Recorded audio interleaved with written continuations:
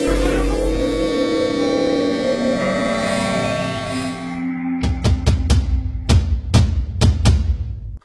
everyone and welcome! My name is Jerry and welcome to another one of my extremely detailed guides that I'd like to share with you all on Annie, the Dark Child. He's a little sinister demon baby with a giant butt buddy named Tibbers. Moving on, I'd like to mention that this guide is platinum approved, courtesy of Dude I'm Asian. He's Asian, so I'd trust him. Swoosh to the first masteries page for the lovable pyromaniac. She'd be fit to be Brand's daughter. What a cute family. Okay, alright, now take a look at the only masteries page I personally believe you need for Annie. This is my opinion again. There's not many variants for the masteries tree. You always want archaic knowledge though, and the rest should go into the utility tree as shown. Swoosh into the first rune page of this guide. We're going to start off with this one consisting of 3 greater Quints of Potency, 4 15 ability power, 9 marks of insight, 4 magic pen to make sure you're getting damage into the enemy's magic resist, 9 seals of focus, 4 cooldowns, and 9 glyphs of focus, 4 cooldowns. This is if you strictly farm minions and gain gold that way, but let's swoosh into my next page. That gives you a little more leeway in the lane. You've got the same 3 Quints of Potency, 9 marks of insight for your reds, 9 seals of clarity for mana regen, which will help you out while you're farming, so you can also poke back at the enemy in lane. With Annie, you want to utilize her low cooldowns in injuring the enemy, so they'll be forced to go back and let you push their tower, or you can end up killing them. When I was a little boy wearing a Teemo costume, I decided to jump off a bridge and swoosh into Annie gameplay. Starting off, I grab my W spell, Incinerate, and either boots 3 health potions or a Doran's Ring to help out with sustained farm and harass. Now, a few important things before we start off with Annie. This guide may become outdated in the way Annie spells cost or how long the cooldowns are, but I feel her mechanics will still be the same, so let's begin. If you notice what I've been doing here, I'm using my W spell over and over. But why is this? Oh, don't worry, I'll tell you why. Well, Annie's passive, Pyromania, is after casting 5 spells, Annie will gain a passive stun. So, I'm stacking my W spell 5 times before I leave the spawning pool because I get quick mana regen, and it deters the team from doing anything dumb until I get to them with my AoE stun. This is a perfect spell for jungle invasion and defense. Now, we're moving into the laning phase. To keep a psychological pressure on your opponent in the middle lane, don't waste your stun. Sit back and just farm minions with your super long auto attack range. Remember, time your minions so that you can safely last hit from a close distance. When you feel like it, right before your level 2 comes up, use your stun on your opponent and throw off as many auto attacks as possible without taking too much minion aggro. You'll have your level 2 spell Disintegrate, which is a gold farmer's best friend, the reason being that you gain 100% of the mana used in your Q spell back if you successfully last hit a minion. You'll have to be good at last hitting. The only bad thing about this is that you'll have to find a way between balancing your mana between harassing your opponent and using your spells offensively, while farming as well. If you don't want to worry about that issue, then start with the Doran's Ring or put more mana regen runes into your rune page.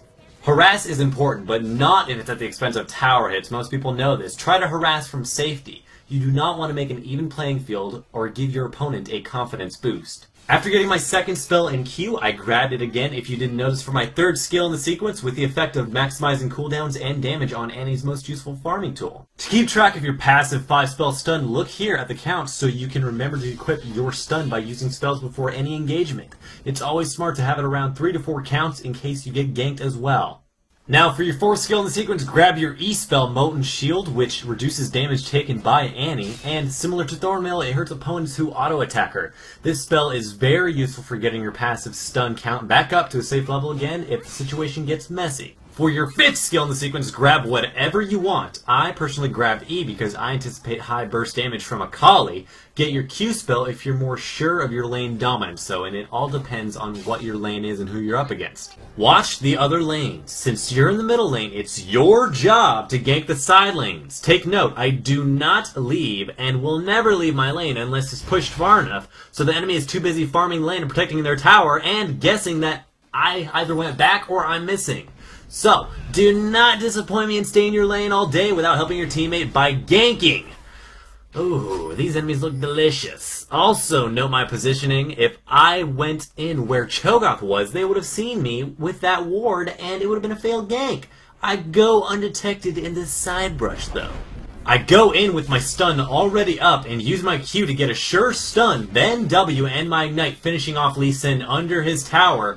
I'm running away now because tower hits are not my friend. Cho'Gath and I are running for our lives, but I keep my cool and keep using my spells on Amumu while doing my best at staying away from his pathetic crying. Luckily he veers off chasing Cho'Gath and I stun him now. With Bane auto-attacking, I keep my cool, but oh hey Earth! Amumu starts coming at me, but Earth helps me out. I flash over the wall, dropping to 11 HP and get away from there with the red buff and 2 kills.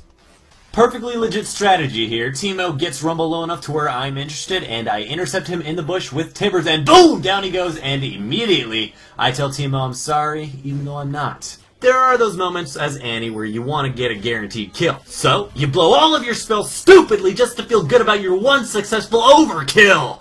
La la la la! Ooh, hi Annie! Stun me, please! I got you now, bitch. Ignite!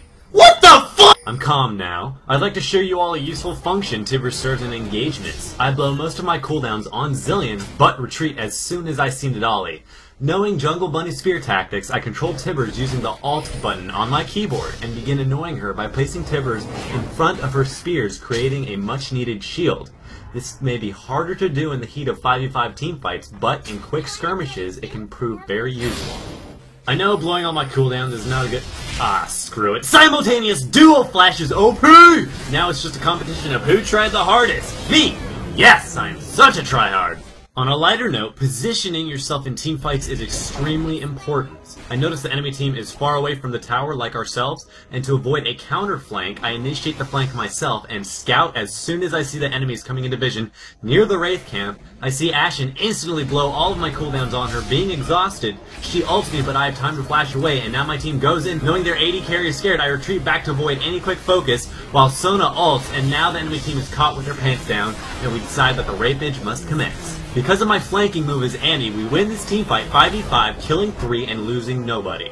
Now, for those who know that Annie's auto attacks are OP already, I'm going to show you just why. I pinged Caitlyn and Ashe knows I'm ready to fight. I know they're going to stay near each other, so I make sure to have Tibbers up with an AoE stun. This is important. Let's take that in slow-mo. I focus a Q on Caitlyn first, and my stun counter is at 4, now moving on to 5, my stun. I make sure to drop Tibbers in between Caitlyn and Sona to get the AoE stun effect and begin only focusing Caitlyn, as she's closer to the tower and myself, while Sona is closer to Ashe and Alistar. I begin auto-attacking Caitlyn, who has been ignited. She pops a health potion, but attack damage Annie is just too strong. I get enough mana to Q Sona, and Alistar headbutts her, then auto-attacks her, and my magical super long-range missile takes the kill. Hey everyone, we're moving into the item builds for Annie now. If you haven't thumbs up yet, I recommend you should. Thank you very much. There's not many variants for Annie when it comes to builds, but I was able to scratch up these 3. The first build is the one I use most often. I start out with the boots because your priority is to farm, do damage, and to not get hit. The enemy in the lane may get boots, but you can have the upper hand if they don't. I like it because sometimes you can get a really high burst champion who has a really strong early game to go against, so it's easier to avoid him with the boots. 3 health potions is a great thing to have. Try to avoid enemy spells and mini-nagros so your health pots last until you have enough money to go back and buy your next items. If you look throughout these recommended builds, I always rush into a Rod of Ages because having that early catalyst will make it harder to be ganked, and that extra mana is great for added harassing to your enemy.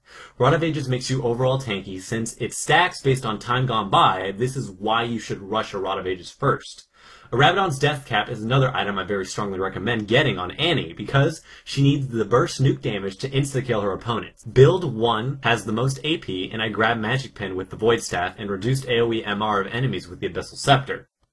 A Rabadon's Death Cap is another item I very strongly recommend getting on Annie because she needs the burst nuke damage to insta-kill her opponents. Build 1 has the most AP, and I grab Magic Pen with the Void Staff and reduced AoE MR of enemies with the Abyssal Scepter. Build 2 is a great build, but it focuses on magic resist and armor. An all-around defensive build, but you still have that high burst damage. It's just harder to kill you. This is a build I recommend for those of you who are prone to taking damage in engagements. The third build is the tankiest build of 3 because you're rushing tanky items first. I don't like not getting the Rabadon's Death Cap as soon as possible, but sometimes you just have to wait it out and play defensive if the enemy team is really aggressive and just farm it off. All of the footage of this guide was taken from ranked games played with Annie, and builds and strategies were created through the aid of the official MLG TBM team and put together by yours truly. Share this guide with your buddies who need a helping hand, and don't forget to subscribe. Thank you for watching, and I'll see you next time. My name is Jerry. Everybody, 3, 2, 1, swash! Make sure you remember to subscribe. You see that big yellow button down there? If you click it, you'll be updated constantly with our videos. So make sure you remember to click that yellow button down there and subscribe.